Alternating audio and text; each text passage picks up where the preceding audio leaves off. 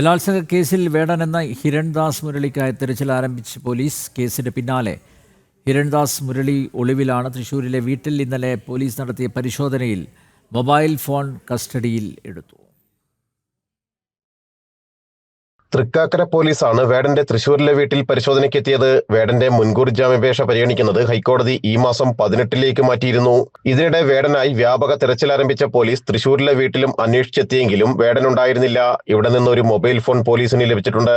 ഉഭയസമ്മതപ്രകാരമുള്ള ബന്ധമായിരുന്നെന്നും തെറ്റായ ആരോപണം ഉന്നയിക്കുകയാണെന്നുമാണ് ഹൈക്കോടതിയിൽ നൽകിയ മുൻകൂർ ജാമ്യാപേക്ഷയിൽ ചൂണ്ടിക്കാട്ടുന്നത്. ഹർജി ഈ മാസം 18 പരിഗണിക്കാനായി മാറ്റിയിരിക്കുകയാണ്. യുവ ഡോക്ടറായിരുന്നു പരാതിക്കാരി. 2021 ഓഗസ്റ്റ് മുതൽ 2023 മാർച്ച് വരെ വിവിധ സ്ഥലങ്ങളിൽ വെച്ച് ലൈംഗിക പീഡനം നടത്തിയെന്നും പരാതിയിലുണ്ടായിരുന്നു. ബലാത്സംഗം, തുടർച്ചയായ ബലാത്സംഗം ഉൾപ്പെടെയുള്ള വകുപ്പുകളായിരുന്നു വേടനെതിരെ തൃക്കാക്കര പോലീസ് ചുമത്തിയിരുന്നത്.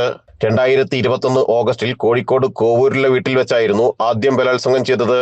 ജനം, കൊച്ചി.